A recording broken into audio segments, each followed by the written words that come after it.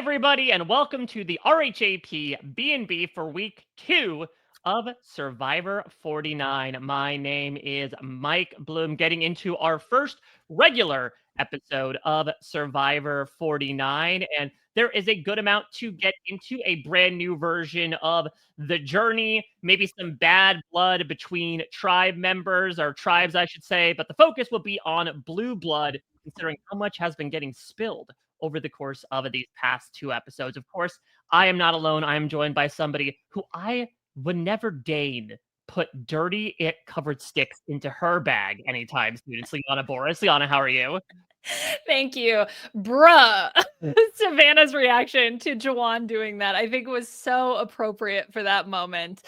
Look, I'm just happy to not be the fourth added to a pre-existing group, or should I say the third added to a pre-existing duo, because we have such a wonderful guest today. I will also say perfect tone for Nate's storyline in this episode for her to say bruh to Nate. I talked about this offline before. Asher has started calling me bruh, just colloquially. No. I feel like, there's been some sort of threshold that's been crossed, but let's cross the threshold and bring in our guest. We are always elated to bring this person in, and we're going to talk about, again, a new version of The Journey, and this is somebody who got to experience one of the first versions of a journey back in Survivor 42. It is the winner, the one, the only Maryanne Oketch.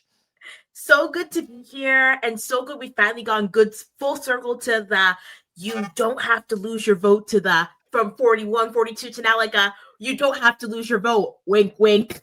I did like Jay's confessional being like, oh, it's a twist. You don't lose your vote. It's like, wow. How far have we twisted to the point where it's like almost one turn of the clock, right? Back to where you started. Oh, wait, you don't have to lose your vote at these things? Wow, what a twist.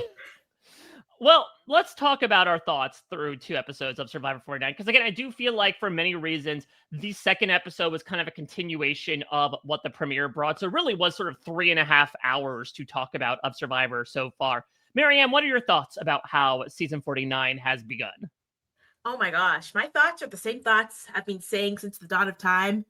We can't keep getting away with not letting tribes having starting materials. It clearly is, it's like, I love a good disaster tribe. It's always great, but a disaster tribe for me is like a Pringles can, You eat it and a Pringle, it tastes so good. But then when you eat the whole can, your tummy's just hurting and you're sick and you're tired and you're regretting why to eat the whole Pringles can. That's how it is when we have these tribes that are disadvantaged and going to tribal over and over again. It was so riveting the first couple of times that happens, but now we're just like, okay, it's Charlie Brown and the Bollies. You gotta get it this time. Who knows? Like as soon as they didn't get their material, I already thought, and I told Connor, I'm just like, Connor, guess who we're gonna be seeing for the next 2 to 3 episodes at least? Because this is the pattern that we've seen being built. Yeah, I completely agree with you. And not to get like crazy analytical, but I was like, okay, why is this? Okay, so first of all, are we happy with the tribe always going to tribal council? No, absolutely not. Everybody loves a blowout. No one said, right? Everybody wants it to be close. The fact that you give another tribe 20-pound weights, everybody carrying 20-pound weights, plus additional keys that they have to go through, and they still manage to win is absolutely bonkers. So, okay, clearly this is a problem. So therefore, it's a few things, right? One is it with casting, the way that they've set up the tribes, that they're always making like one tribe that's just like inherently weaker than everybody else. But I think the way that we see, and it's exemplified so well at Tribal Council with Jeremiah and Sophie just being like, I cannot even form a sentence.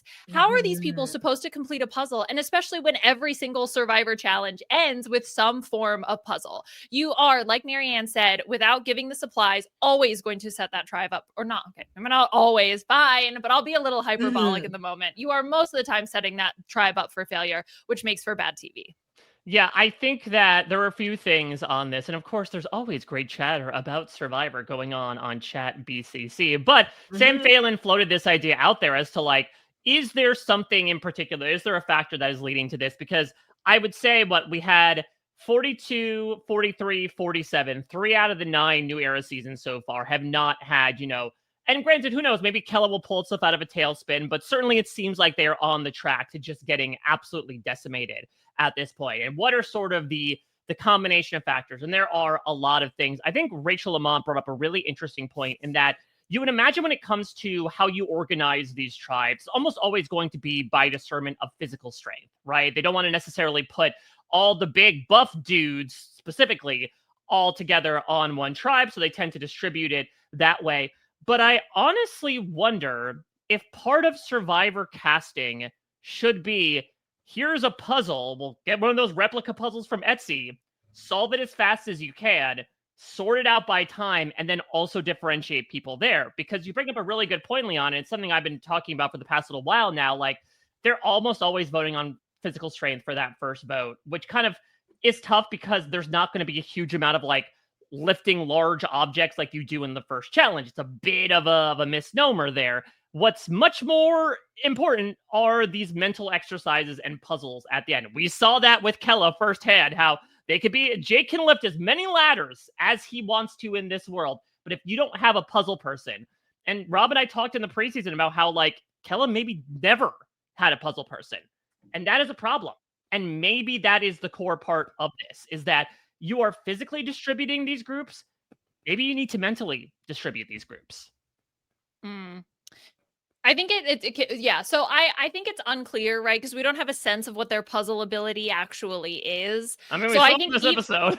Well, no, I know that, but you're also then dealing with the confounding factor of the lack of supplies, as Maryanne had mentioned. So it's like without the sleep, huge for cognitive function, right? And even if they're not eating as much, or even if the food, let's say, is similar levels, that sleep factor is going to be massive when it comes to performance in terms of a puzzle. So I just think that, yes, I think that would help. I also think that lack of supplies will make a huge difference on puzzles as well. Yeah, I see both. Because I'm thinking and I'm looking back and I'm just like, okay, who are the puzzlers in our season? I'm like, me and Omar on my tribe. We had Zach, Swathi, and she won't say it, but Tori was a puzzler as well too. And then also like Jenny was Jenny was like the main puzzler as well. But like Chanel and Lydia were also good on puzzles. So I'm like, yeah, we did all have puzzlers. And then we did have, we did have the outlier in Jonathan, but then every person had like their strong person as well. So it was very balanced. And I'm looking and I'm just like, how do you test someone in a puzzle? And I'm just like, well, other than like a general intelligence test, like you'd have to do spatial awareness as well too. So it's very hard and very abstract because puzzles are also not the same. Like I am very good at a shape puzzle. I can look at a shape and be like, this shape goes to this shape. But if it's just a picture puzzle, like this picture goes to this picture, I'm done. Doo doo water. Oh my gone. God. Or if it's like a build a shape. I can't do that. So it's like, so there's such a variety in the puzzles that you make as well too. And Liana, please go ahead. No, I love that you bring this up because this is me every single time I have a slide puzzle. And I'm like, I am so smart. I am so good at puzzles. Why does my brain, and I've watched videos of like the right algorithm to how to get the piece. Okay, you cycle it like this, just is not sinking into this brain. This brain does not want to do slide puzzles if her life depended on it. Okay. So I totally understand that as well. Like every puzzle is different. And I think also, for example, you look at the first challenge, I guess it was a puzzle, right? In terms of sliding the ball along the snake without the falling in the holes. But that's completely different than the puzzle that they had in this episode as well. So, All right. I have a suggestion. Could we do a challenge combine? When you fly the finalists out to California for their final interviews, yes, John Kierhofer has done the yeoman's work of getting all these mini versions of challenges set up at all of these various drop-in events and over at the bar that's happening now in Boston.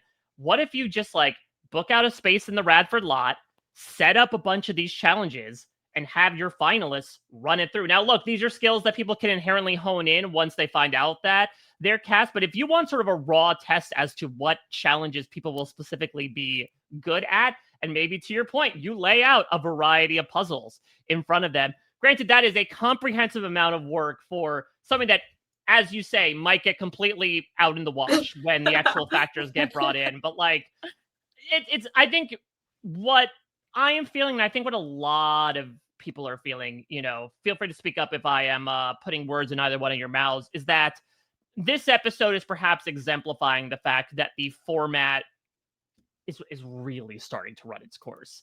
And as you said, this disaster tribe scenario is something we have seen umpteenth times before.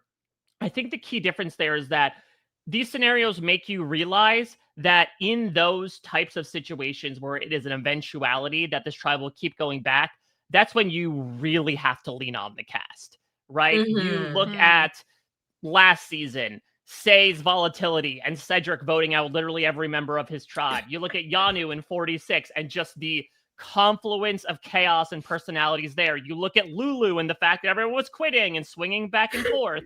You look at even 41 and all the genuine drama with Shan and Ricard and them betraying everybody. When it's eventually going to be just a constant, not a variable, that this tribe is going back again and again, there has to be some sort of intrigue involved from either a strategic perspective or a character perspective.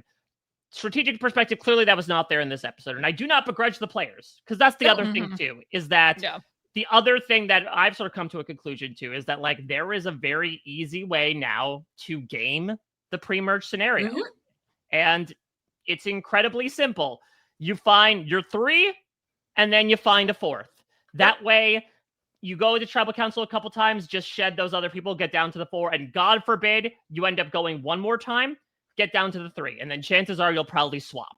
That's all you need to do, and they're doing so here. And unfortunately, it comes at the cost of not a lot of intrigue, considering that much like last episode, the big point of cliffhangery conflict was, will Alex use his idol on Annie to take out Sophie because she could be a spoke in between his relationship with Jake?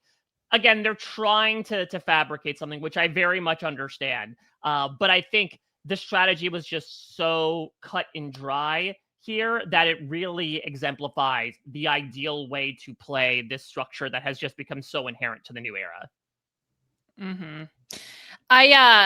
So I agree with you. Like, if you simplify it down, at the end of the day, you want entertaining TV. So what makes for entertaining TV, right? You either want to be captivated by the players that are playing, or you at least want some sense of competition where let's say on one tribe or on a tribe, you're going to get the same thing over and over again. Well, if you're swapping between tribes, then every single time it's new, right? Even though the dynamics would be the same if they were to go back to tribal council. So like, I totally hear that argument. And I think that it's just, again, it's a question of like, okay, how do you solve it? And I know we've talked about this now for like 12 minutes, but I just feel like, let's go back to Maryanne's original idea, which was like, just give them a flint, like let them have fire and sleep. Like, is that really the simplest? Is it Occam's razor, right? Like the simplest solution to this. Now, that being said, I love the combine idea. And I actually think we talked about this with Allie in episode 0, where what we should do is the combine is episode 0. Yes. And we get to know everybody. And then we get to see, or maybe a draft perhaps of the tribe. Imagine. I don't know. But again, that's like then the opposite side of the spectrum, right? Just give them supplies versus episode 0, combine, drafting, right? Like, how complicated are we going to be with solving like what may potentially be a really easy problem? Yeah. I'm like, I genuinely think I'm just like, what would happen if actually people got Flint for the first 3 days? Because then you decide if you want fire, because it's true. Because when we lost Flint, we were like, oh, boo-hoo, we have a fire. We still had fire. Right? Yeah. So I guess like it shows, and I think it shows how consequential this Flint is and how important. And I think there's also a part where it's like, oh yeah, they lost every single challenge. That's morally that hurts, because I'm thinking about like other tribes that like have lost. Like I know that I'm trying to think of Uwa won their first challenge in 41, right? Yeah, they won the opening challenge. Yeah, they won the opening challenge. So I'm like, even in morale or just like winning something or getting Flint and just being able to like at least get that win, get that scene of wow, I got my Flint and I'm now on Survivor and I'm now making a fire for the first time with my tribe. Like, isn't this great? They really haven't had like, so even that mental part of like oh my gosh, like I'm doing something and I did this little thing and I have this little win. They haven't had that. And like, so like, because I'm just like, because it's like a penalty. Like in the first seasons when they had these barriers and everyone got them right, it was a little penalty. It was stressful, but you got that and it bonded you as a tribe and life moves on. I really do think that like, just, like you said, Liana, Occam's razor. Maybe the right answer is the most simple one. See what happens if they have this Flint.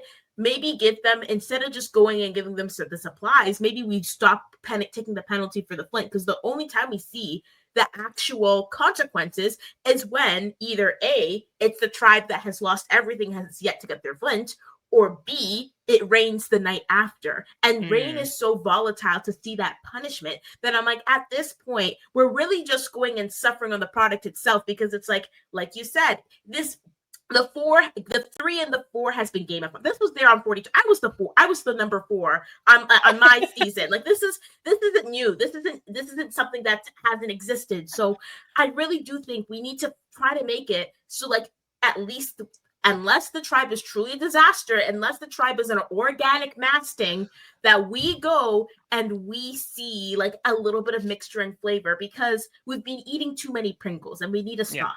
Yeah. And then the other thing that's really interesting, I've talked about this a few times, but I think back to the early 20s of Survivor, an era that not a lot of people like to think back on delicately, but you look at like 22, 23, 24, there was a way to game the system. Those were 2 tribes of 9, basically no swap. All you had to do was lock in with a 5. You dominated the tribe pre-merge, and then hopefully you get down with the 5 towards the end. That happened basically every one of those seasons. And then what did they do in season 25 to change things up, specifically to combat that? They went to 3 tribes. It was the first time they had done it in 17 seasons, but they wanted to do it as a response to the fact that the players were very understandably adapting to the game elements that were being thrown their way. I think, again, going back to Occam's razor, that might be another way to do it. You also think about from a challenge perspective, like, it just leans a lot on individual accountability when it's smaller tribes. And I guess that is a point of dangers, vulnerability, putting yourself out there. But it also helps in terms of variety of challenges too. But all that is to say, I do want to laud production as well for this episode, because I do want to talk about this journey. Yes. Maryanne, is it a hot take for me to say that, like, this is kind of what I always wanted the journeys to be? No, this journey is truly like, it's like you walk in, you go, then you have to be like, because I loved how the journey was in the beginning. It's already like, I have to figure out who I'm gonna hate, because I had to target the coconuts, you know? So thank goodness that, like, at least the people who had the coconuts were all relatively evenly matched, because if it, like, because that was already riveting, because I'm saying, oh, they're throwing the coconuts, it's going in here, and then it's like, who are you going to go and RHAP out to? I'm like, are we going to get 2 people ganging up on the person with the most coconuts and the less? And then, so it was already just so many permutations just for how is it going to drop. And it was also visually pleasing to watch as well too. Like, it was nice to see the coconuts going down and dropping. And then even after that, the second fact of now everyone knows you have this advantage. They don't know what it is, so you know this. And then now it's like you have to choose the tribe or individual, right? So now you have this decision of like, am I going to go screw over what it was? One person loses their vote, right? I always mix this up. It was that Jawan could steal the vote of either Matt or Jake. Yes, or screw over the whole tribe publicly. So it's like, what are you doing? What's the decision? And then it's like, and then I think Jawan did best, especially with going for the tribe, especially because if he goes and steals the vote, everyone knows he has an advantage. And I personally think that means you have to burn it as soon as possible. And if you don't know your tribe dynamics, or maybe your tribe is more chill, it's like, well, when am I going to want to use it? When am I not going to want to use this? Now I have to go, how am I going to secretly tell this person, hey, I stole just your vote, when I have no clue about you and what's going on? So I really think that he chose the best advantage on his end, even though it didn't matter at the end. And I'd love to chat more about like was it smart to do it with Kella or Hina, because that's a lot of people have a lot of thoughts about this.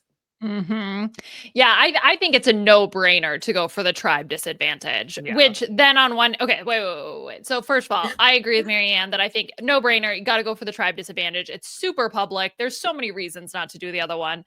But then I'm like, okay, now I go back to the journey. Did I actually like the journey? And I think what Mike's point is like, we like that they're all together, right? We like that they're together. We like that there's interaction between the 2 or between the 3 of them. So I think that that's definitely a pro.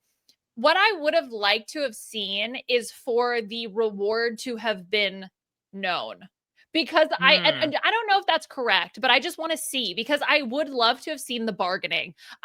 My personal preference on Survivor is like, I want to see people play that social game and that strategic game together as people, not with the advantages themselves. So for example, now you know the winner is going to steal the vote, potentially have the option to steal the vote from someone else. So if I'm Matt, I'm going to Jawan, let's say, or Jake, pick your poison. Oop, maybe a wrong word to say, but anyway, so you're gonna pick you're gonna which Jake's alive, right? Okay. Anyway, so next time on Survivor, bit by a snake. Okay, so we have Matt going to Jawan and being like, hey, I will only throw coconuts in Jake's basket. You and I team up, then I'll give you the win. Either don't punish my tribe or don't steal my vote, right? Like, I don't know. Maybe I wanted that element, but I will say, compared to the whole just like they're together for 2 seconds and then walk away, I would so much rather have them together. And that's the thing that really excited me about the tribe disadvantage as well. Like, especially if we're going to keep them fairly segmented for the pre-merge, I need more interaction. I need more mingling. That's why I was excited actually about the initial journeys in 41, 42, Maryanne. It's because like you got these options to, like, we see Shan and Liana like have a day about it and really start making the planting the seeds for this alliance that's really going to germinate starting with the merge. And so I like that. I like the opportunities to develop bad blood, right? Like, I don't know how truly deep this storyline of Hina versus Uli is going to go, but like, there's something there. I wish we kept bringing in more rewards, like the go to the tribe camp and steal something from them. Again, it's tough in a 3-tribe situation when one tribe is just losing everything, but I like more of this mixing, more of this mingling, because these are opportunities to have your castaways interact and also breed paranoia amongst other people. To your point, Maryanne, I was actually surprised there wasn't more boxing out. You know, I was very surprised there wasn't a like Matt and Jawan explicitly making a deal to be like, we can't let Jake win this. Jake's too good. So if we work together, we can take him out, you know, make Kella weaker, make sure Kella doesn't get this. Now, maybe that would be a little too shady. It might put you out there a little bit too much, but I would imagine if you put 3 different people on that journey, that situation honestly might end up happening. Yeah, if you had Thomas, 48, that would have there you go. Loved my sneaky little player over there. But yeah, I think it really depends on the players. I think it really on those 3 players, I'm thinking, I'm like, would anyone be I think it was a player thing and not like the environment for why we didn't see that. Just looking at the different players, like if we had like Savannah's like, I want to be like Russell Hanson, stir up things up. Maybe she would have been like, yeah, let's go gang up on people. So if it was like Savannah and the 2 Sophies, like they all would have been after each other's throats, you know? Yes, absolutely. Yeah, I think I agree. Players for sure, the specific players that go are going to dictate it. I think also, again, not knowing you just don't know what the outcome is going to be regardless. So you don't know if it's worth betraying somebody else, right? So if it's, again, a steal a vote, which I don't particularly think is like that crazy, you know, maybe then, you know, you're like, it's not worth it pissing somebody else off, because if you're Jawan and Matt, you create this alliance against Jake and then Matt gets clipped and Jawan is at the merge with Jake and Jake has this vendetta against Jawan for screwing him over. Like, you don't want that smoke. So I think that there's multiple reasons why you wouldn't do it. It's a little bit of a prisoner's dilemma because you don't know who will or won't, you know, make it to merge and who will or won't ultimately win to have the impact. So it makes it a little complicated, but I did appreciate that they tried something new. So again, I'm happy to iterate through as many versions as it takes to get interesting and then change it when it becomes boring, right? That's the fun part of Survivor being on so many seasons. That's exactly it. Yes, you perfectly summed up, I think, my feelings towards everything that's been going on the past couple episodes. Well, Maryanne, I know you wanted to talk about Uli's ultimate decision to handicap handicap, if you will. First off, I loved it. Like, it was delightfully chintzy to be like, just carry a bag of coconuts with you. Like, you know, it's very clear, like, the Survivor doesn't necessarily work with this penalty system, right? The penalty is more so the fact that you have lesser tribe members than other people. So they're just sort of like, oh, God, what do we, coconuts. We got coconuts lying around. Let's just throw them in one of these duffel bags and just carry them over. Because, like, they were like, people were like falling out of a cargo net, like getting choked by these coconut bags. Like, clearly these were not intended for it. But, I mean, I appreciate the shot being taken. I think that, you know, if you're trying to breed goodwill towards Kella with the assumption that either you're going to face a swap situation or a merge situation with at least a couple of them, then it's like, hey, remember we did you a solid? Like, you have nobody to blame but yourself. And, obviously it comes at the cost of now half a dozen people in the game having an axe to grind against you. Although you could encourage it by being like, I just wanted for you to believe in yourself. I wanted to show you what you were capable of. You climbed up that wall with a bag of coconuts on you. You can conquer the world. Yeah. I honestly don't. People are like, I've seen some people be like, I can't believe they targeted Hina. Like, targeting Kella when they're kicking them when they're down would have been the best thing. Like, do the least waste. I don't hate it.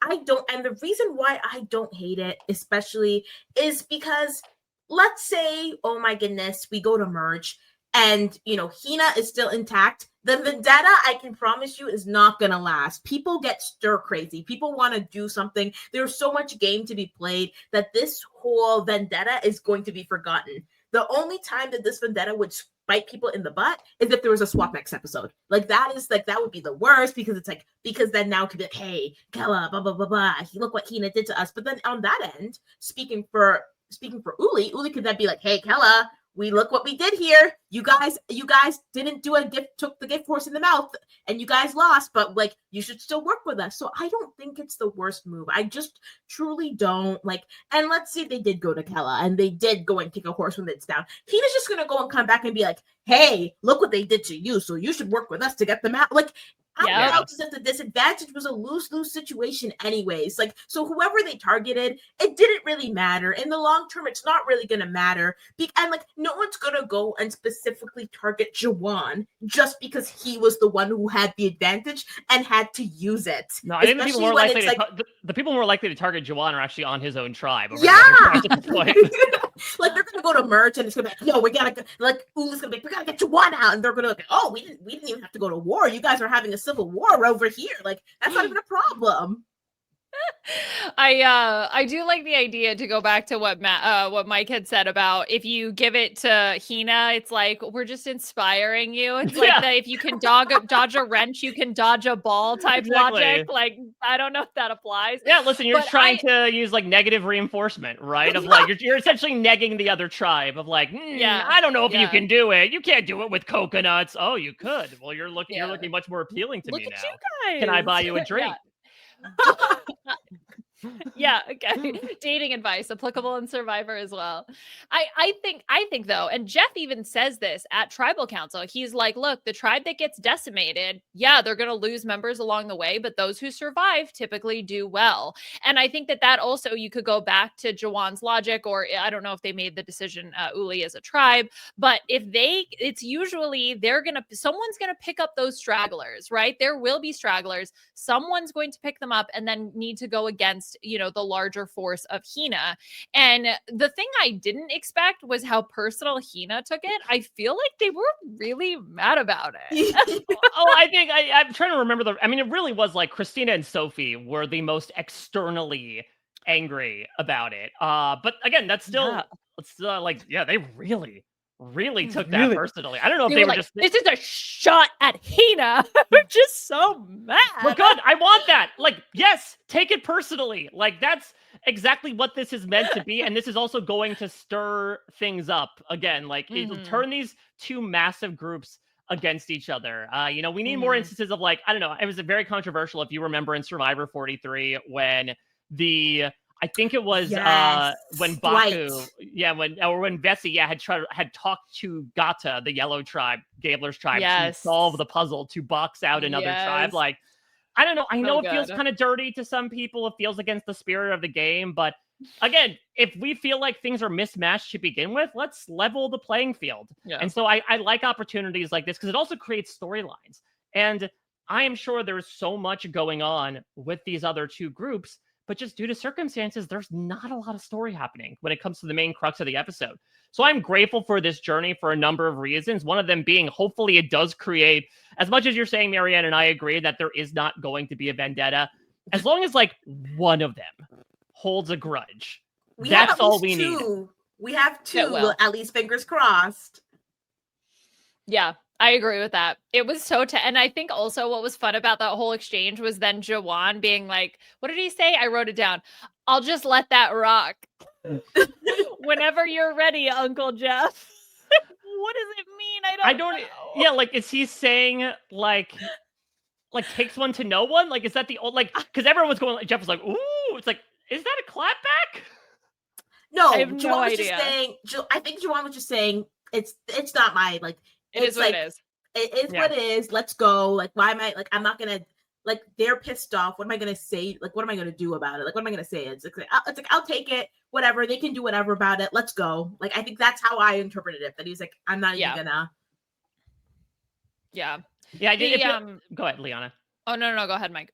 Well, I was gonna say, I feel like again, sometimes we're not getting a lot of this like fiery mat chat. That maybe for Jeff, it's sort of like someone who hasn't eaten spicy food in a long time, and like they try like the mild sauce at Chipotle, like, ooh, that's a little heat on the tongue. Like he had a very big reaction to again like a couple of lines spatted back and forth between these two tribes. Yeah. Yeah.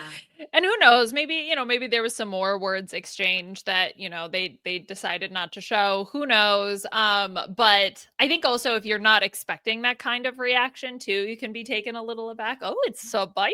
Yes. Yes. Especially because players are so savvy now. Like I think like looking back to the hourglass when Roxroy came back and said, actually, screw you guys. We were all like, honestly, Roxroy, yeah, that makes sense for you. Like, we're not mad at you whatsoever. Like, we would have all done the same thing. So why are we mad at you? We're like, life moves on. So we weren't frustrated at Roxroy. So I think that players are now savvy. So now a player being like, wait, what the hell? Joelle, what are you doing?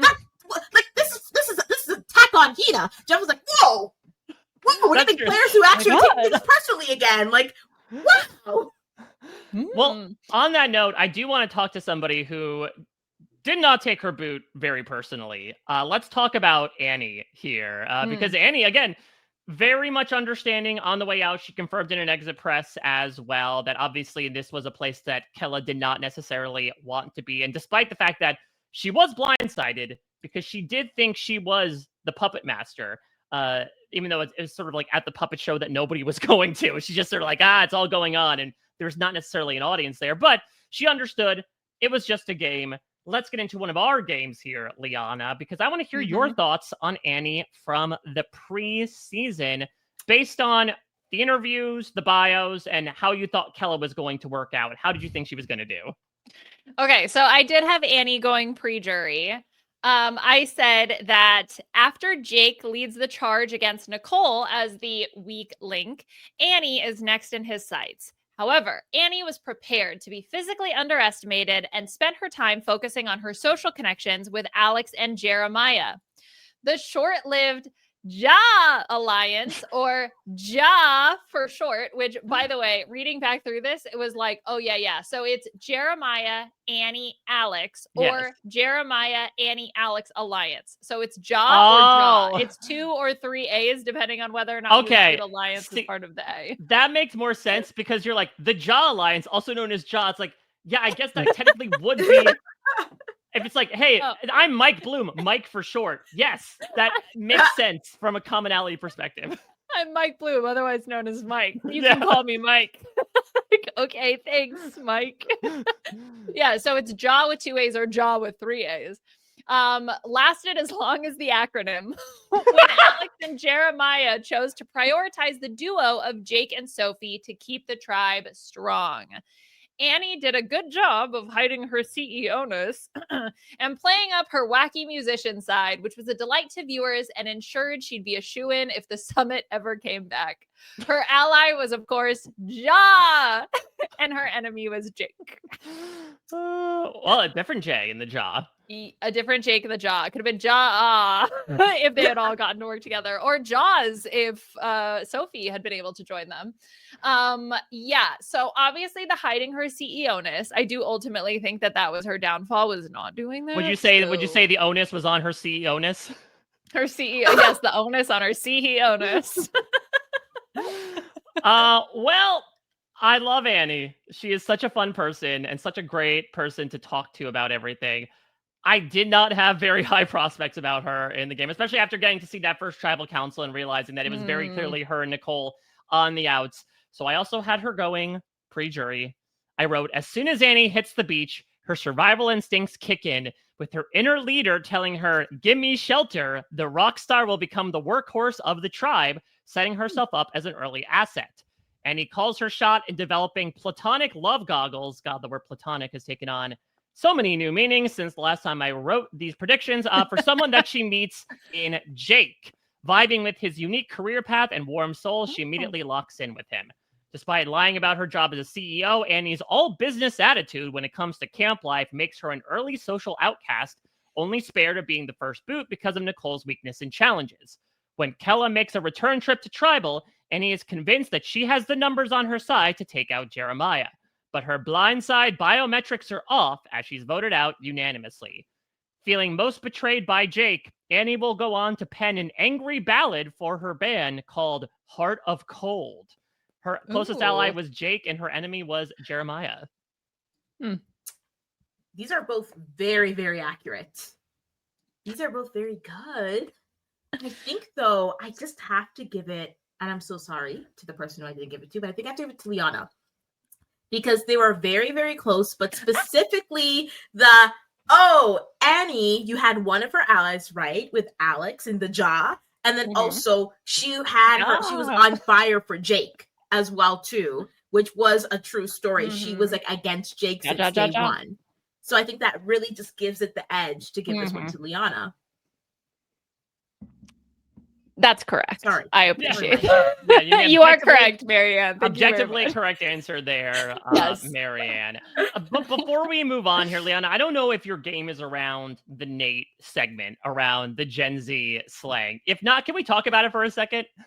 Yeah, there's we can talk about it. There's a question about it, but yeah, let's absolutely talk about it. Because this is so much fun. I love this. I mean, listen, 25 years ago, a whippersnapper by the name of Rudy Bosch was sitting in the water in the premiere of Survivor Borneo saying, I don't even know what MTV means. And then he had to learn he had to fit in amongst the many younger people around him. And now we're getting the same old story with Nate Moore, the Marvel producer, realizing he has to make some radical changes, in a manner of speaking, to be able to blend in with the rest of his tribe. So good. I think my favorite part of it, I don't know if I wrote down the exact quote, but basically when he was saying, I love how open this tribe is, but my generation was not taught to do that. And I am very uncomfortable. He was very open in expressing that, at least. I am uncomfortable. I do not like this. I love that so much. He was like, why are they so nice? Why are they sharing their feelings? I don't understand this. It makes me feel about if you saw the secret scene about when they're just like, everyone just go around the circle and speak about what you're thankful for, just in general. Like, he's probably like, fudge, I have to show appreciation? Like, dang. The only appreciation that I got was when I had a fight with my parents and then they gave me like a salad after, like fruits as a way of apology. Like, what am I supposed to say now? That's the thing is that, and I don't know if this could be a matter of like the tribe that they're on, because I think that Shannon, especially, maybe Sage to a certain extent, are again very open about their emotions, very much about embracing their truth. Like, maybe this is more so the butting up of philosophies more so than Savannah and Shannon, as we thought from the beginning. Maybe Nate's the one that's like, well, we're meditating? Like, we didn't meditate when I was a kid. What's going on here? No, I think Savannah, a piece of her still. Did you see the way she looked at Jawan when she found out about the sticks? A part of her is still, she's very good at chameleoning, but I'd say she's still feeling like this as well, too. She's just like, yeah, I am feeling really good about this. I am thankful. So fine. Like, I am thankful for the crab. As an aside for the crab, no, as a lot of people know, I was not a kind person to the animals. Apparently, if PETA saw me and what I've done to the animals on Survivor, I would probably get something and attack. No, I was very anti-animal being alive. I did think for a second that Shannon would have had them in such a filibuster of gratitude that crab was going to crawl out of the pot and run away. And they close their eyes too. I was like, crab, this is your moment. This is your time to escape. Yeah, the crab pulling a Pee Wee Herman of like, I say we all do a 10-minute prayer. No, but honestly, Nate being uncomfortable was fabulous because also it was like, as someone who now her therapist is trying to make her be in touch with like feelings and emotions and stuff, it is extremely difficult. So I empathize with Nate completely. I'm like, no, we were taught to repress that. We don't do that here. Yeah, No, and I will say it was an educational experience for me as well, and we're certainly a generation younger than Nate, so I know fire. I knew that Kella might not know fire, but I knew that people would say, "Oh, that's fire, that's fire." I feel like vibes predates the generation that he's speaking about, though. Like I feel like when I ask in the preseason who you picking up good vibes, bad vibes from. I feel like vibes has sort of been a long term word that I don't know if that generation can appropriate. Cinema is the one that really caught me off guard. Maybe it's the corners of the internet that I am in. I did not know cinema was just a slang term to use as a generic singular phrase. To go back to vibes briefly. So the song Good Vibrations, like by, I think the Beach Boys, I'm picking up good vibrations. Maybe Nate didn't understand the shortening of the word. But if everybody had been like, I'm getting such good vibrations from everybody here, maybe that would have been more appropriate. But the cinema part was interesting, especially as a man who works in cinema. I feel like, Nate, you got to be up with the cinema slang. No, I was more like, you work on a film that a lot of young people watch. I'm like, do you just never read about your work online? Like, I mean, that was my thing. I was like, I think that's true, and that's very healthy on his part. So he has he's okay. So maybe I'm the one who's not healthy then. So this is a call out for me, because I'm telling you, anecdote, I was telling people how excited I was to go and see all the comments on my season. Then I was flagged and had to go to extra therapy to learn about boundaries because of how so I guess I think I'm the problem here, and Nate's not the problem. So shouldn't rag on him too much. Yeah, he sets good boundaries and doesn't go too deep into like the far reaches of the internet. But I think Rizzo, what did Rizzo say in episode 1? There was like other slang. He was like, where he said chat or something like that. He said, oh, if it's a puzzle, we're cooked. We're cooked. And Nate's like, I am actually obsessed with the storyline. If Nate continues to be the Amelia Bedelia of the season, of like, what are we cooking, Rizzo? You can't cook a puzzle.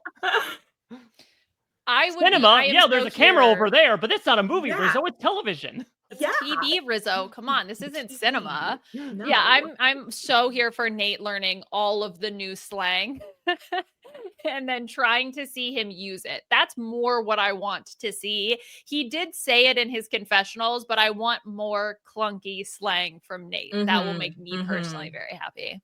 And I actually would love it if he also progressively started dressing younger and younger. Like, I know that's very tough out on the island, but like maybe he could like borrow someone's clothes and be like, I'm dressing like the kids do nowadays. I'm not 40 something. I'm 20 something, just like you. Vibes. How do you do, toilet. Fellow kids? Ohio. 6'7". Ohio. See, 6'7". That's gonna be. Wait until Survivor 67. Holy moly! Because Survivor 6'7". Kids will be old enough to apply for Survivor that are obsessed over 6'7" right now to play in Survivor 67. Only 9 years away from. Yeah, but. I mean, the thing is, though, is the Rizzo. So it's really funny to contrast the Rizzo Nate conversation with the Alex Annie conversation from last week, because where Alex wanted to call Annie his grandmother, and here I do appreciated Rizzo being like, "Look, man, I don't want to age you, but I do feel like these similar vibes," and you can see that Nate takes it obviously in a different direction. I think he's also saying that I'm a stay-at-home dad and that kind of thing. So he's like okay with kind of playing into the dadness of it all. But I think that's where Nate needs to go. Like, it's okay to not be hello fellow kids.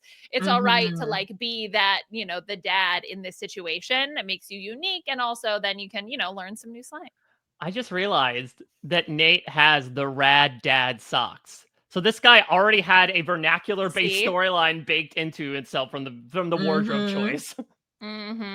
He was planning it. So do you think he has to like take out the cross stitching and just on his downtime sew in like, I don't know, vibes Riz husband. Dad? Yeah, Oh. Riz Dad. That's so good. R-I-Z-D-A-D, Riz Dad, baby. Yes, it's Riz Dad, Rizzo. It's all Riz D. You can call him Riz D for short. There's so much synergy here. Cinema. It's cinema. That's so fire. Well, the other thing too is that we didn't talk about yet was the beware advantage, because we didn't see any right in episode 1. My question for the panel is in Alex, when he read the clue, it was the idol is dead. Like the specific language was like, if you don't find it, the idol is dead. Does that mean like you had to find it that day? Yes. Yes. Okay. Yes. Yeah, I think that's crazy. Yeah, I think it was basically like you have until from when you get back to camp until tribal to find it, or else it dies. I think the question on top of that though is, let's say he fails the mission, he can't vote. Does the idol get re-hidden then, or is the Kella idol just done after that? Was that their one opportunity? And then does he ever get his vote back, or does he just like never vote again? I think he gets it back after that tribal, is how I understood it. But that actually segues, Mike, into Sophie's wonderful move about her being like, well, if this idol is dead, idols are re-hidden, so let's kill it. Let's kill it. So I love that. That was so subtle, so good. Like, you found it, but you hide it. But like, and not like the I'm gonna pick it up and physically hide it because then it gets obvious. But the I'm gonna cover it up and hope, idols are hard to find and no one's gonna find this location. I thought that was such a great, low-key, brilliant move of what she has to do, especially where it's like, oh well, he's not going to use the idol on me. I know he's never going to use this thing on me, so why am I going to give him that power? And the only benefit that's going to be there is I know where the idol is, but who knows what's going to happen down the road. So I truly did like that move. I thought it was great working with the cards that you had when still looking loyal to the rest of your team. Yeah, and what I will say is that while Kella's dynamics are incredibly straightforward, something that does have me really intrigued is this sort of, I'm going to use the term love triangle because Sophie keeps making freaking dating metaphors about it. But, essentially Alex and Sophie in this alliance with Jake, but constantly sort of competing to become his number one. It's a dynamic that I am obsessed with because, like, the two of them are trying to take little small jabs at each other. No one's going to make the big stab, right? Because that feels like a discerning cut at Jake's knees, being like, look what I did. But it's very fun to have them try to get small victories over one another, like what Sophie did with being like, well, listen, if Alex finds this idol, he's not going to use it on me. So, like, I'm just going to brush some more leaves over this thing. Or, again, I think it was all for naught, but Alex even saying, like, do I want to get rid of Sophie right now and keep Jake to myself? So it's a very fun dynamic that, despite, again, these three being, in my opinion, the concrete trio, if they go back again, I think Jeremiah's easily led to the slaughter. There is a fun push and pull between this trio that I've had a good time seeing so far. Yeah. It's like they're there out of, we really like this one guy. And it's like if Jake left, they would not work together is the vibe that I'm getting. Is like if Jake had to go, it's like that would just decompensate immediately. So I think it's really interesting where it's like you have this person who really is the core of this trio and is the glue keeping it together. And I think it's interesting because it's like, what happens if the glue disappears? What if this guy has venom in him? Fingers crossed. he's alive. We know he's alive and well and speaking today. So that's why I feel okay to say this. But could be AI, Maryanne. Oh my gosh. Oh no. Jake. Jake.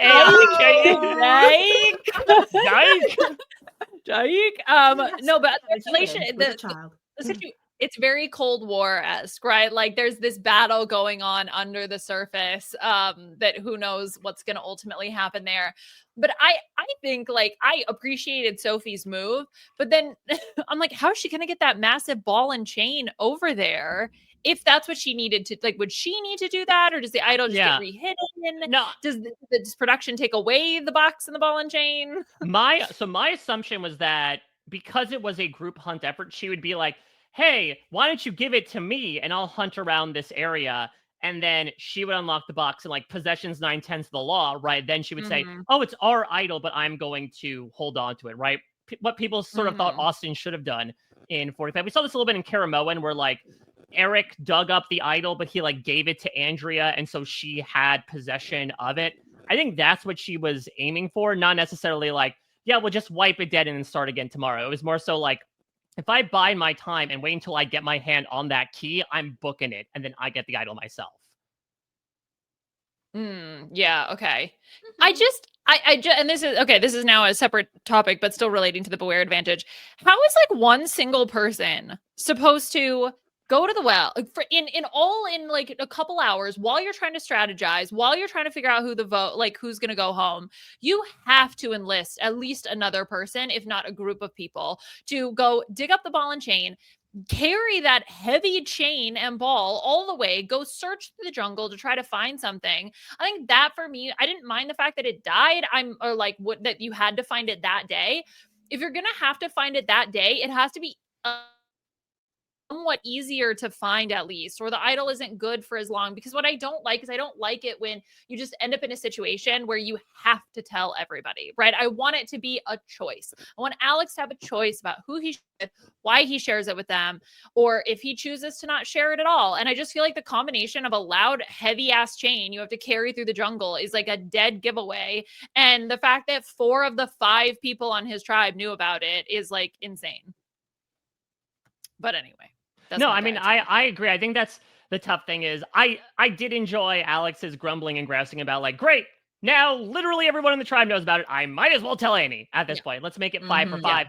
But I do feel like as much as everyone says, why would you tell anybody? You can't tell anybody. Listen, the comedy of these tasks is 10 out of 10.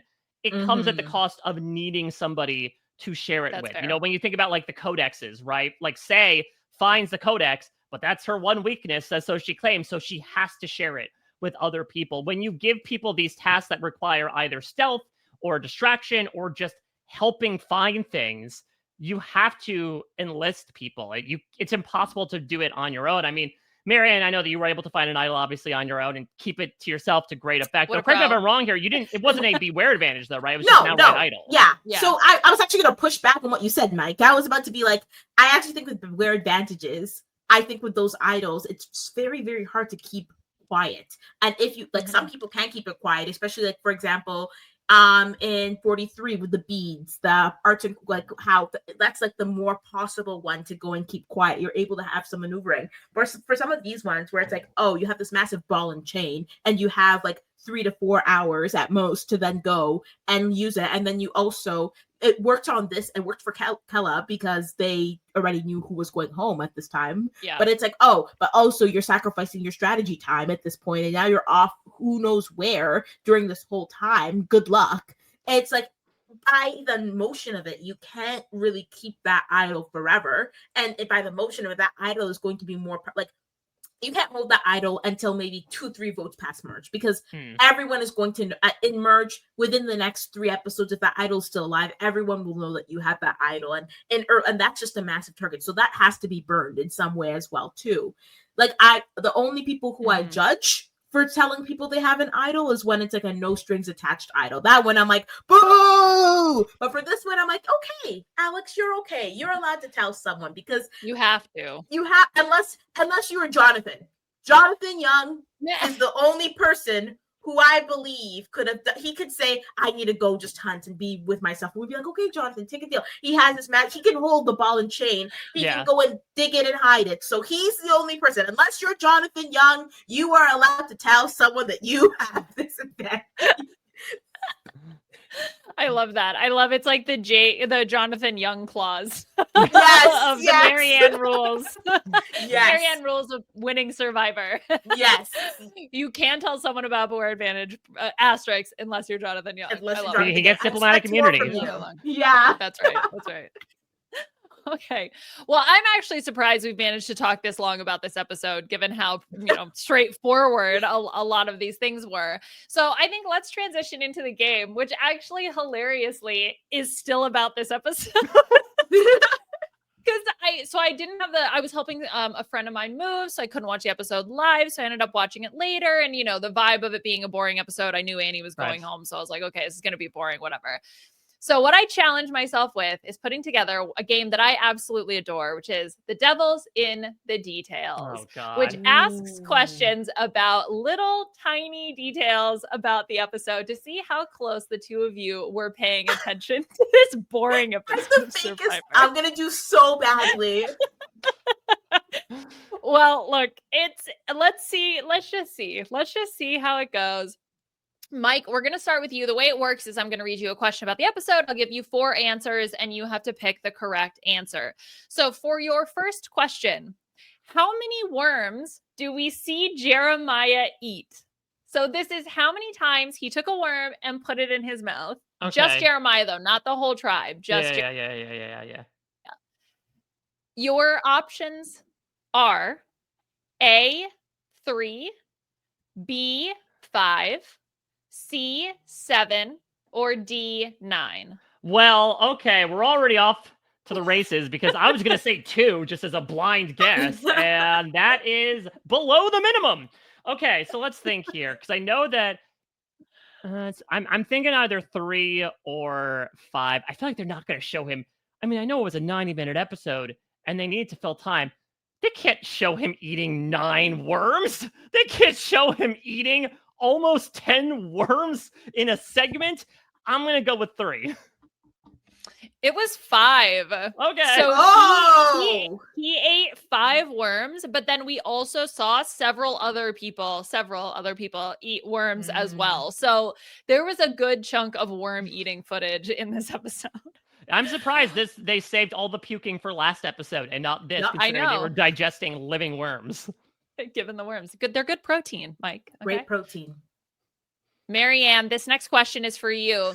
How many times does the Uli tribe say the word vibe? Oh. So vibe or vibe. Is it A, 4, B, 7, C, 10, or D, 13? Okay.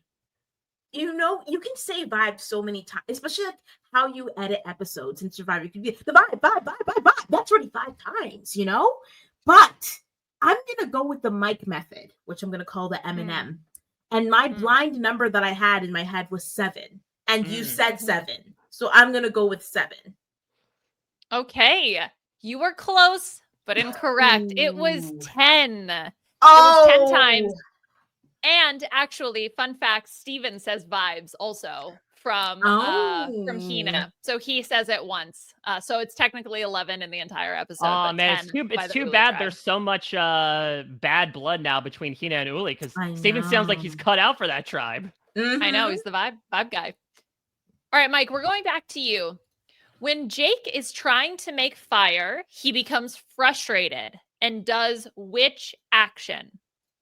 Does he A, bury his face in his hands, B, throw a stick on the ground, C, slam his fist into the sand, or D, kick a pile of leaves?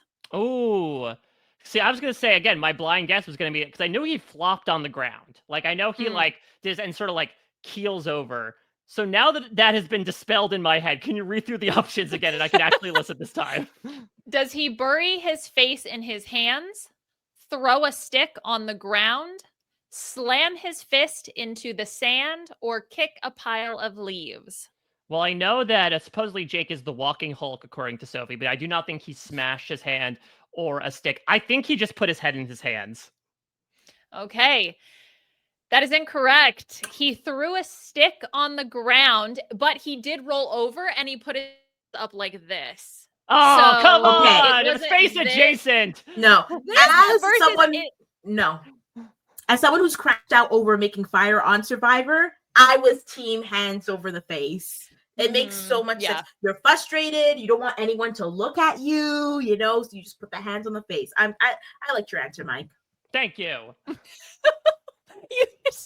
Just because that's how you we will override your answer. 2 out of 3 majority rule. All right, Mike gets a point then, I guess. All right, Mike's at 1-0 for some reason, which I don't know why Maryanne would rewrite advocate reality. For that. Okay, we smashed the hourglass. We changed the answer. It's because we smashed the hourglass, Liana, the Roxroy rule. You have to approve of it. Right. I understand. That's true.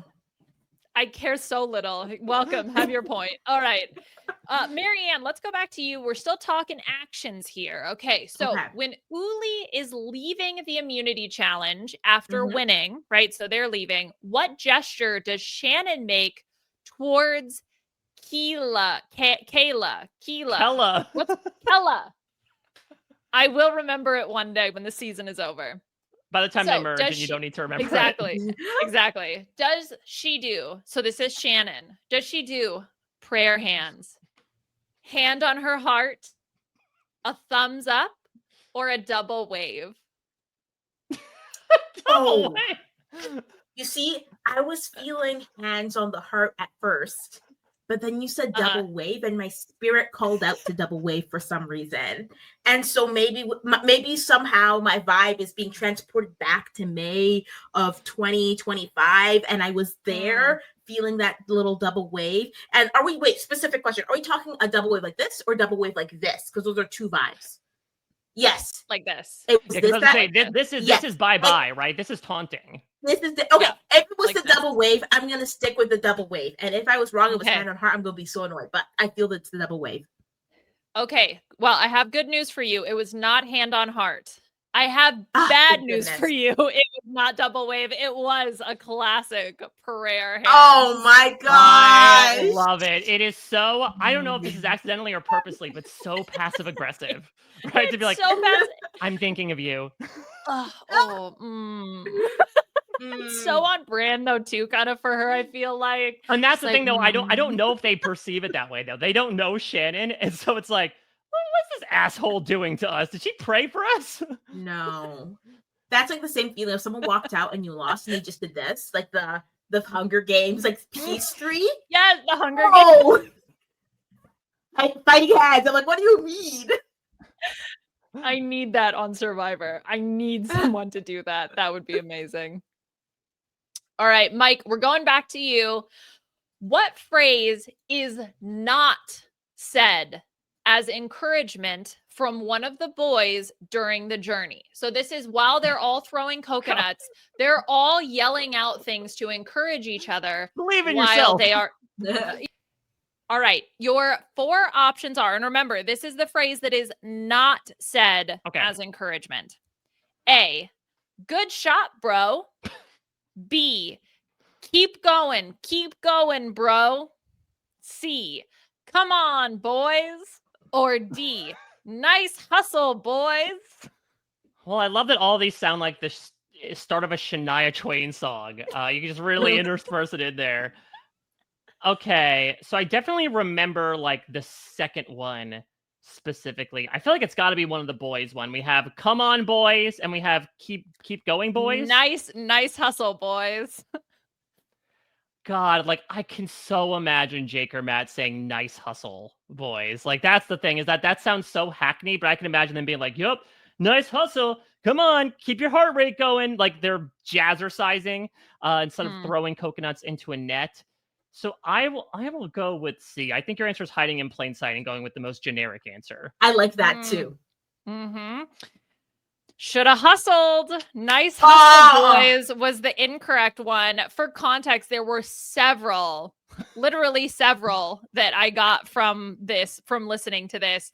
Come on, boys. Good job, boys. Good job. Good shot, bro. Good work. Good hustle. Keep it up. Keep going, bro. Good job, everybody. See, and that's the thing. It's the exact opposite of last episode, which was Alex like, Rizzo, come on, you know I've got this. Like, I want more of that shit talking. Come on. Yeah. They were very encouraging, both Jawan and Jake. I don't think Matt said a thing. Just FYI. All right. So as a score recap, Mike has his one finagled point. Other than that, it's 0-0. Maryanne, let's go to you. Okay. When Jawan comes back with the tribe disadvantage, how many more days did he earn himself according to Savannah? So Savannah has a confessional. It says he may have just earned himself blank number of days. Okay. Is it A, a few, B, a handful, C, a couple, or D, several? Oh my God. if I'm wrong, I've just fabricated a memory of my mind. Okay. But I remember watching this confessional, and then people saying, then her being like, she might have earned several days, and everyone being like, haha, it's 7, Jelinski, it's 7. So unless this might be a fake memory that I've just created out of nothing, and I love my brain for that, but I want to go with several. Love your brain for its legitimacy. Several is correct. Yes. And she emphasizes it too. So now I'm like, she's like, several days. And I'm like, do you know? Are you in the lore? Like, are we talking several? I mean, you have to be in the lore. Like, when you talk to, like, these Survivor players, they're in on the lore. This is not an unintentional reference, surely. No. Right? Especially considering, like, maybe Kella would have done it on accident just because they're so deprived, but, like, Uli was eating good. I think Savannah was absolutely making this reference. Yes. Yeah, oh, I hope so. Oh my goodness. Yes. All right. We're Maryanne dispelling the Mandela effect firsthand. Yeah. Yes. We're all tied up. So Mike, this is your chance to go ahead in the game. Okay. So I'm going to read you a phrase and it's going to have blanks in it. And you're going to have to guess what the word in the blank was. Okay. So just for a context of the question type. So Jake says this. Okay, so wait. Let me reset. So Jeff asks Jake about the drama associated with Uli giving Hina the punishment. And Jake says this phrase, okay? Jeff, I'm going to blank here right away. I am going to blank. What word does Jake say? Is it A, Jeff, I'm going to throw up here right away. Oh, no, been there, done that. Throw up. Inspired by Nicole. Jeff, I'm going to freak out right here, right away. I am going to freak out. C, Jeff, I'm going to scream here right away. I am going to scream. Or is it D, Jeff, I'm going to explode here right away. I'm going to explode. So I feel like it's either B or D, because I remember this is the one where Jeff's like, Jake, that's the fire in the belly, right? Yep. And so I think it's either freak out or explode. Explode is funny because, again, he is like such a mild-mannered Canadian that he's like, his explosion is like maybe bringing it up to a 3 instead of the full 10 that you might expect. So I think, I'm going to say freak out. Okay, but Jake, unfortunately, is ready to explode, Mike. I'm sorry, that was incorrect. Yes, and I noted it because he said he was going to explode, and I thought that was funny because I'm a child. So, Jeff, we're a new pair of shorts. I'm exploded. Not to go.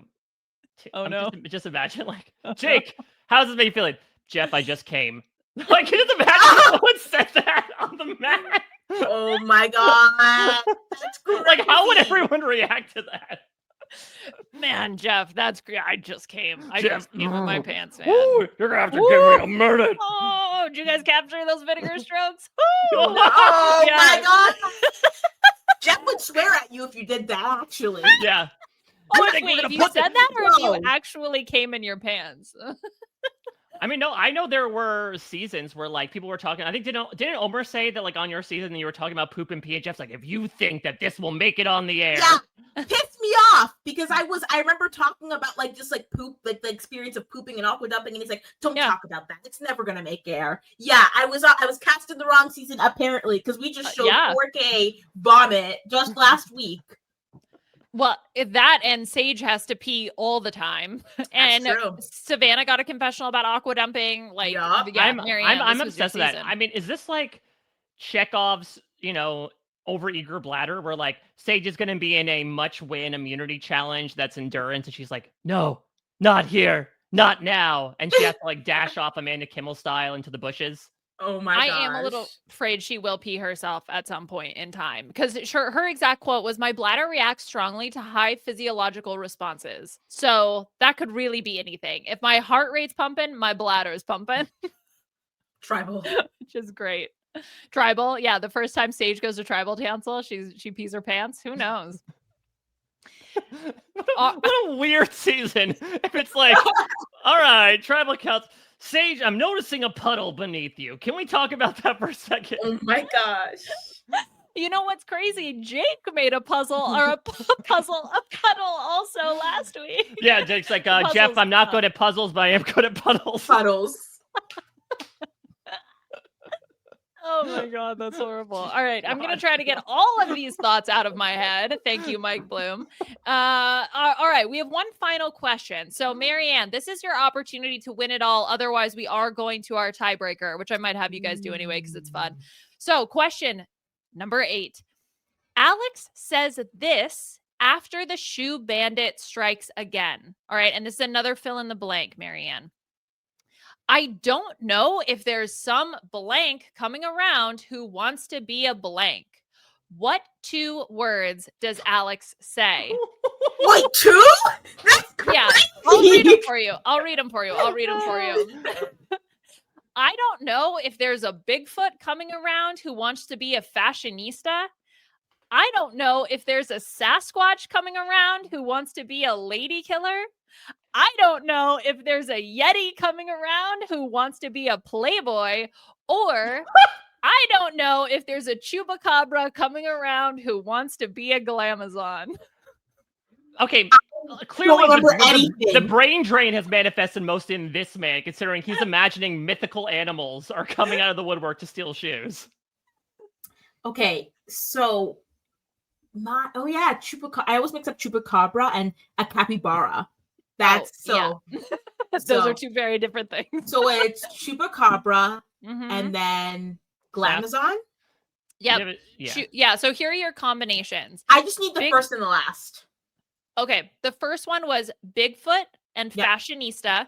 The last one was chupacabra and glamazon. Oh my gosh. These guys are fried. There's no brain left. Yes, they are. So I'm going to go with Bigfoot fashionista because it's just simple. We're in a forest, Bigfoot fashionista shoes. Final answer. No? That is correct. Oh. What? Yeah. I thought it was Yeti. No, it's Bigfoot fashionista. Yeah. So congratulations, Maryanne, with 2 points to 1 Mike illegitimate point. You have won. That's true. I did actually get 0. Yeah. Thank you, Maryanne, for the kindness out of your heart to give me a pity point. Yeah. She knew she was going to win in the end. So she was like, I'll just let Mike have it. I did not. All right. Well, I spent a lot of time doing this, so I'm going to ask this question anyway. So I'm going to have both of you are going to think of a number. Well, okay, don't just think of a number. I'm going to read a question. 2. Very good, Mike. That is a number. Okay, so I'm going to read you. Let me just read the question. Okay, how many seconds was Jake's left nipple barbell visible on screen during this episode? So you had to specifically see it's his left nipple. Yeah. That has, and I had to be able to see the barbell piercing in the nipple for it to count. I sat there with a stopwatch, starting and stopping every single time I saw his nipple. Liana, there are so many other things you could do with your time. That's crazy. We only have so many breaths we take on this mortal plane. What, 5,000, 2,100, 600 minutes? Yeah, and exactly. This is and these are the moments you use to spare. When I get to heaven, God's going to be like, you spent 3,853 seconds of your life timing the amount of time someone's nipple was on television. I was using a stopwatch, St. Peter, to track you. Yes. Well, would you like to guess? So for context, 3,853 seconds was how long the episode's runtime was. So an hour, 4 minutes, and 13 seconds. So would you both like to guess how many seconds his nipple was on screen once you're done chastising me for my life decisions? Yeah, not to chafe against your decision, much like the barbell against his nipple. And it had to be visible. If he was wearing a t-shirt that was covering it, again, that did not count. Yeah. Nipple visible. Yeah, so because I'm trying to think how much of shirtless Jake did we get in this episode? Because I know he wore a shirt to tribal council. You have to can't be uncouth. You have to be civilized. There's a dress code. And I'm pretty sure he wore a shirt to the challenge. I don't know. Was he shirtless in the challenge? I feel as if he was shirt on. He might have been shirt on. And this isn't me trying to trip you up. This is me genuinely feeling he was shirt on. Okay, he did have a shirt on. I'll confirm that. Thank you. So I'm gonna go. So then I'm gonna. So if you're looking at like roughly a third of the episode, roughly half an hour, That'd be about 1,000 seconds. I think. Oh, but he also did the Journey challenge. I'm gonna go with 1111. Okay. Ooh, that's good. Maryanne. You see, it's funny because at first you said how many seconds, and I was like, oh, 180. And then you said 3,000. I was like, oh. Okay, Morgan. Just a little off. Just a little off. So I'm going to go because because 1/3 of the episode is like technically how much it's divided equally. But we saw more of Kella because they're just unfortunately seeing Jeff a lot, but it's like how many times do we see them? And like I was hovering around the 1,200, so now it's like, do I want to go over or under? Because I was hovering around 1,200, but I feel as if that's just dirty, being like that's like me saying 1112. So I want to move. I want to move it. Just give you some breathing room, Mike. So I'm gonna go 1323. Mike, can you repeat your answer? 1111. 1111. Okay. So just like for context, you guys know how many minutes that is, right? No. Okay. So Mike's answer, for example, would be 18 and a half minutes. That means that Jake's nipple was visible for 18 and a half minutes. Okay. And? Okay. You guys are way overestimated. Should I just go with 180? So his nipple was only visible for 3% of the episode, meaning only 109 seconds. So I was so close in my first gut check. That's crazy. That's why you always trust your gut. Trust my gut. So that's why when Mike said, I was like, is it 1111 or 111? Because if it's 111, you're only 2 seconds away, which is absolutely insane. But no, there were a lot of confessionals where he was to the side and the nipple could not. It was only that was my right assumption was that it was like anytime Jake was shirtless, we saw it. But I think that was he cut from a certain side. Also, a lot of cuts from here up. Yeah, they're hiding that nipple like how they hide pregnancies in TV shows. Held a pillow in front of it. Yeah, pillow, upshot, sitting down. A box. No, his right nipple, however, was visible significantly more because he had multiple confessionals where you could see his right nipple for a larger chunk of the time, which could potentially be closer to 18 minutes. So anyway, if you're interested in looking at Jake's left nipple barbell piercing, it is visible 3% of the time in this episode. I cannot wait for the TikTok edit of Jake's left nipple. I know. Hey, we love. These editors are on something. They love to edit great fan cams. So well, congratulations, Maryanne. Despite the nipple guess, you are our winner handily. Congratulations. Thank you. Thank you. All right. Well, I will turn the camera back onto you, Maryanne, not to make a TikTok edit, but to spotlight a charity or cause as we do with every guest on the B&B. Is there something you want to shout out to the listeners out there? Yeah. Actually, I was going before I came on. I really thought about this, and I was like, you know what? I want to shout out. I'm pretty sure it's the same thing I shouted out last time, which is still Doctors Without Borders. Still love them so much. Basically, they have a lot of chapters everywhere, but the Canadian chapter is, I think, the OG one, if I have it correct. They send doctors like surgeons, pediatricians, like family doctors to places where they need it the most for hands-on and just to go and they work on a salary and everything, and they work long hours to make sure that whoever needs them the most, they're able to get the services that they need. And they do amazing stuff. Super spectacular, super wonderful, great way for relief, especially. So if you want to go and you want to provide relief and you're like, I don't know what's the relief to do, let Doctors Without Borders decide for you and then go and give your relief to them. You need to be a spokesperson for this. That is an incredible pitch for Doctors Without Borders. So feel free to check that out. Donate if you have the ways and means to do so. Maryanne, what are the ways and means that people can watch you or check you out? Anything you'd like to plug for the listeners? Oh my gosh, yeah. I'm on every social media. I'm on TikTok, which I barely use. Well, I barely make stuff on. I'm active on Instagram, active on Chat BCC. I pop off so much, I do still have Twitter, but I just feel as if Chat BCC feels a little bit better, especially for talking about Survivor, because you don't get weird, Big Brother updates in the middle of your Survivor feeds. Come on. So I'm usually there, and then maybe on the street. might find me on the street walking. If you see me on the street walking around, please say hello. Maryanne on the street. I don't think I've ever heard a plug where you can find me in person, and if so, say hi. No, it's true because sometimes people are like, I saw you, but I didn't want to like bother you or say hello. And I'm like, if I'm not actively buying a 72-inch television that's not fitting in my car and I'm trying to figure out the logistics, maybe then don't say hi. Personal story. But if I'm like just like walking around, please feel free to say hi. Yes, it was just like I wanted to chat at that moment, but it's like there was a TV and a too small car. It's such a struggle. I'd be remiss not to ask you as well. Yes. The fact that your friend and ours, Omer Zahir, will be making his return to television in the Traders Canada in just a couple of weeks.